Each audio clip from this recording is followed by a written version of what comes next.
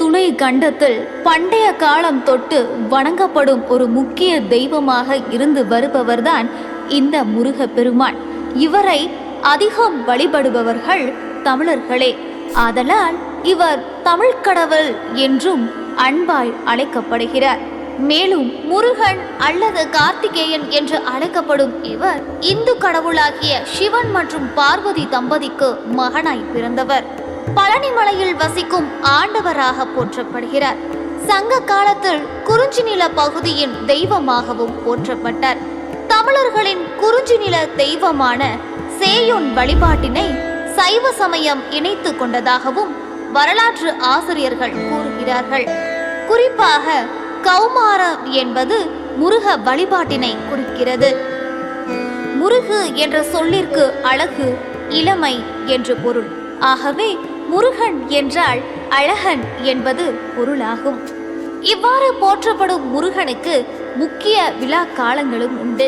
கார்த்திகை திங்கள் கார்த்திகை திருநாள் முருக பெருமானின் விசேஷ தினமாக கொண்டாடப்படுகிறது. வைகாசி திங்கள் விசாக நாள் இவரது பிறந்த நாளாக கொண்டாடப்படுகிறது. மேலும் தைப்பூசம் மிக முக்கியமான விழாவாகும். இதையும் தாண்டி முருகனுக்கு மிக விசேஷமான ஒரு திருவிழா இன்றும் கொண்டாடப்படுகிறது என்றால் அது கந்தசஷ்டி திருவிழாவாகும். சூரபத்மன் என்னும் அரக்கனை அழித்ததை ஒட்டி கந்தசஷ்டி என்னும் திருநாள் மிகவும் சிறப்பாக கொண்டாடப்பட்டு வருகிறது. தமிழகத்திலும் தமிழர்கள் வாழும் பிற இடங்களிலும் அமைந்துள்ள முருகன் ஆலயங்களில் நடைபெறும் பல்வேறு வகையான வழிபாடுகள், காவடி எடுத்தல், அழகு குத்தல், பால்குடம் எடுத்தல், முடி இறக்குதல் மற்றும் பாத யாத்திரை செல்லுதல் போன்ற நேர்த்திக்கடனை பக்தர்கள் வெகு விமர்சையாக செலுத்தி வருவார்கள். தமிழ்நாட்டில் முருக வழிபாடுதான் மிகவும் அதிகமாக காணப்படுகின்றது. இவ்வளவு சிறப்புமிக்க முருகப்பெருமானின் முக்கிய திருவிழாவான கந்தசஷ்டி திருவிழா நடக்க இருக்கின்றது. அப்படிப்பட்ட கந்தசஷ்டி எவ்வாறு தோன்றியது, எதற்கு தோன்றியது, அதற்கு பின்னால் உள்ள காரணம்தான் என்ன தெரிஞ்சுக்கலாமா? சிறப்புமிக்க கந்தசஷ்டி திருவிழா வெகு விமர்சையாக 6 நாட்கள் நடைபெறும். இந்த 6 நாட்களிலும் மக்கள் தினமும் விரதம் இருப்பார்கள்.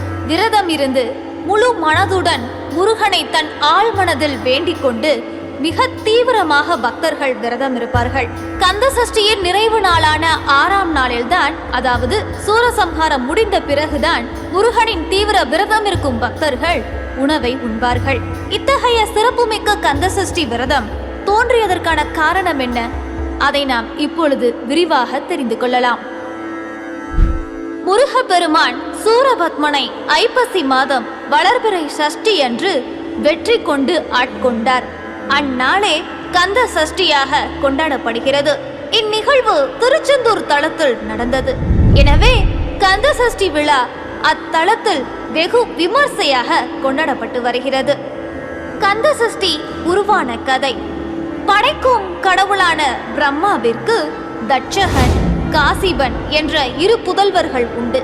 இவர்களுள் தட்சகன் சிவனை நோக்கி தவம் புரிந்து பல வரங்களை பெற்று சிவபிரானுக்கே மாமனாராகியும் அகந்தை காரணமாக இறுதியில் சிவனால் உருவாக்கப்பட்ட வீரபத்ரரால் கொல்லப்பட்டான். அடுத்து காசிபனும் கடும் தவம் புரிந்து சிவனிடம் பல வரங்களை பெற்றான். ஒரு நாள் அசுரகுரு சுக்கிரனால் ஏவப்பட்ட மாயை என்னும் பெண்ணின் அழகில் மயங்கி தான் பெற்ற தவ வலிமையை இழந்தான். இதைத் தொடர்ந்து காசிபனும் மாயை என்னும் அசுர பெண்ணும் இணைந்து சூரபத்மனும், சிங்க முகமுடைய சிங்கனும், யானை முகமுடைய தாரகனும், ஆட்டு தலையை உடைய அஜமுகி என்னும் அசுர பெண்ணும் பிறந்தனர். மாயை காரணமாக தோன்றிய இந்த 4 பேரும் ஆணவ மிகுதியால் ஆடினர்.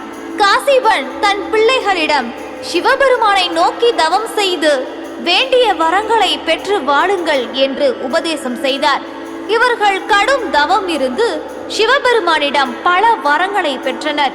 இவர்களுள் சூரபத்மன் சிவனை நோக்கி கடும் தவம் புரிந்து 108 யுகம் உயிர் வாழவும் 1008 அண்டம் அரசாளவும் இந்திரஞாலம் என்னும் தேரையும் வரமாக பெற்றான்.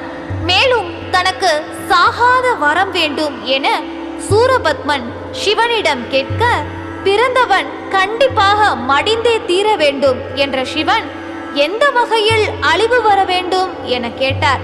அதற்கு சூரபத்மன், ஒரு பெண்ணின் வயிற்றில் பிறக்காத பிள்ளையால் தான் தனக்கு அழிவு வர வேண்டும் என கேட்டான். ஏனென்றால் சூரபத்மன் நினைத்தது, கண்டிப்பாக பெண்ணின் வயிற்றில் பிறக்காமல் எந்த ஒரு சக்தியும் நம்மை அழிக்க முடியாது, ஆதலால் கடைசி வரை நமக்கு மரணமே கிடையாது என்ற நினைப்பில் சிவனிடம் இந்த வரத்தை கேட்டான். சிவபெருமானும் சூரபத்மனுக்கு கேட்கும் வரத்தை கொடுத்தார். இந்த வரத்தை பெற்ற சூரபத்மனும் அவனுடன் பிறந்தவர்களும் தம்மை போல் பலரை உருவாக்கி இந்திரன் முதலான 30 முக்கோடி தேவர்களையும் சிறையில் அடைத்தனர். இந்த கொடுமையை தாங்க முடியாத தேவர்கள் கைலாயம் சென்று சிவபெருமானிடம் சூரபத்மனிடம் இருந்து தங்களை காக்கும்படி முறையிட்டனர். சிவனும் அவர்களை காப்பாற்றும் நோக்குடன் பார்வதியின் தொடர்பின்றி தனது 6 நெற்றி கண்களை திறக்க, அவற்றிலிருந்து தோன்றிய 6 தீப்பொறிகளையும் வாயு பகவான் ஏந்தி சென்று சரவண பொய்கையில் மலர்ந்திருந்த தாமரை மலர்கள் மீது சேர்த்தான். அந்த தீப்பொறிகள் 6 குழந்தைகளாக தோன்றி 6 கார்த்திகை பெண்கள் பாலூட்டி சீராட்டி வளர்த்தனர். அந்த 6 குழந்தைகளையும் பார்வதி கட்டி அணைக்க, அவர்கள் ஒரு மேனியாக வடிவம் கொண்டு 6 முகங்களும் 2 கரங்களும் கொண்ட முருக பெருமானாக தோன்றினர். திருக்கரத்தில் வேலேந்தி கொண்ட முருக பெருமான், இந்திராதி தேவர்களே, நீங்கள் அசுரர்களுக்கு சிறிதும் அஞ்ச தேவையில்லை, உங்கள் குறைகளை சீக்கிரமே போக்கி அருள் செய்வது என் வேலை என்று முருக பெருமான் வாக்கு கொடுத்தார். அசுரர்களை அழிக்க நினைத்த முருகன் முதலில் சிங்கமுகன், தாரகாசுரன், அவன் மகன் என எல்லா சேனைகளையும் 5 நாட்களில் அழித்தார். 6ஆம் நாள் எஞ்சியவன் சூரபத்மன் தான். தனது சேனை தலைவரான வீரபாகுவை சூரபத்மனிடம் தூது அனுப்பி அவனை திருந்தும்படி எச்சரித்தார். ஆனால் சூரபத்மன், பாலகன் முருகனா எனக்கு எதிரி, யார் வந்தாலும் இந்திராதி தேவர்களை காக்க யாராலும் முடியாது என்று வீராவேசமாக கூறினான். உடனே பிரம்மா, விஷ்ணு, சிவன் ஆகிய மும்மூர்த்திகளும் முருக பெருமானை சூரனுடன் போர் புரிய அனுப்பினர். சூரனோ கடலின் நடுவில் வீரமகேந்திரபுரி என்ற பட்டணத்தை எழுப்பி அங்கேயே வசித்து வந்தான். உலகை ஆள வந்த முருகன் அந்த நகரை அடைந்தார். சூரன் அவரை பார்த்து ஏளனம் செய்தான். முருகன் அதற்கு அசரவே இல்லை. முருகனை கொல்ல வேண்டும் என்ற எண்ணம் சூரனுக்கு சிறிதும் வரவில்லை. காரணம், இவன் ஒரு சிறுவன். இந்த சிறுவனை கொல்வது தன் வீரத்துக்கு அவமானம், அது பாவமும் கூட என்று கருதினான். அந்த கல்லுக்குள்ளும் இருந்த ஈரத்தை கண்ட முருகனும் அவனை கொல்லாமல் ஆட்கொள்ள முடிவெடுத்தார். தன் விஸ்வரூபத்தை அவனுக்கே காட்டினார். அதை பார்த்தவுடனேயே சூரனின் ஆணவம் மறைந்து ஞானம் பிறந்தது. முருகா, என் ஆணவம் மறைந்தது. உன்னை பயமுறுத்த கடலாய் மாறினேன். அந்த கடலின் வடிவாகவே நான் இங்கு தங்குகிறேன். உன்னை வணங்க வரும் பக்தர்கள் என்னில் நீராடினால் ஆணவம் நீங்கி உன் திருவடியே கதி என சரணமடையும் புத்தியை பெற வேண்டும் என்றான். முருகனும் அந்த வரத்தை அவனுக்கு அளித்தார். அதன் பிறகு தன் ரூபத்தை சுருக்கி சூரனுக்கு ஞாபக மறதியை உண்டாக்கினார். சூரனுக்கு ஆணவம் தலை தூக்கவே அவன் மரமாக மாறி அவரிடம் இருந்து தப்ப முயன்றான். முருகப்பெருமான் தன் தாய் உமாதேவியிடம் ஆசி பெற்று வாங்கிய வேலாயுதத்தை மாமரத்தின் மீது வீசினார். வேல் பட்டதும் மாமரம் 2ஆக பிளந்தது. ஒரு பாதியை மயிலாகவும் மறுபாதியை சேவலாகவும் மாற்றிய முருகன் தனது மயிலை வாகனமாகவும் சேவலை கொடி சின்னமாகவும் ஆக்கினார். சஷ்டி விரதம் ஐப்பசி மாத தீபாவளி அமாவாசையின் பின், அதாவது வளர்பிறை பிரதமை முதல் ஆரம்பித்து 6ஆம் நாளான சஷ்டி திதி வரையான 6 தினங்களும் அனுஷ்டிக்கப்படும். இது முருகப்பெருமானுடைய சிறப்பான நோன்பாகும்.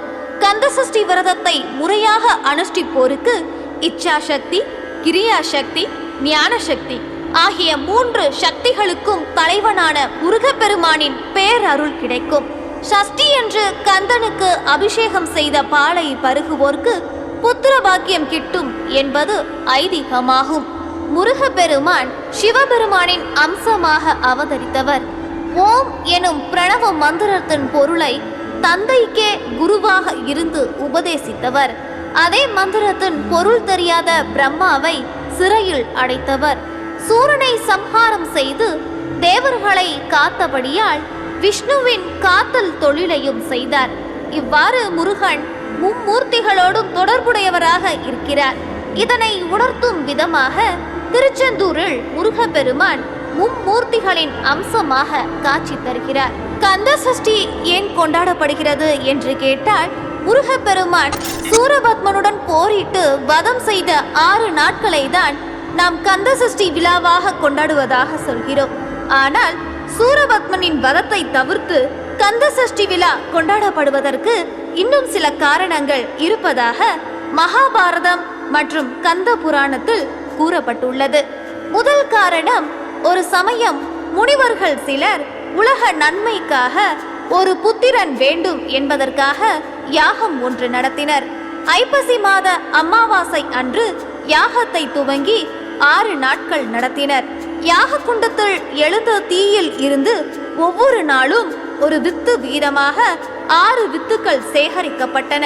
அந்த வித்துக்களை 6ஆம் நாளில் ஒன்றாக்கிட முருகப்பெருமான் அவதரித்தார். இவ்வாறு முருகன் அவதரித்த நாளே கந்த சஷ்டி என மகாபாரதம் கூறுகிறது. இரண்டாவதாக, கந்த புராணத்தின்படி கச்சியப்ப சிவாச்சாரியார் முருகனின் அருள் வேண்டி ஐப்பசி மாத வளர்பிறையில் இருந்து 6 நாட்கள் கும்பத்தில் முருகனை எழுந்தருள செய்து நோன்பு இருந்தார். தேவர்களும் அசுரர்களை வெல்லும் சக்தியை பெற முருகப்பெருமானை நினைத்து 6 நாட்கள் வழிபட்டனர். முருகனும் அவர்களுக்கு அருள் செய்தார்.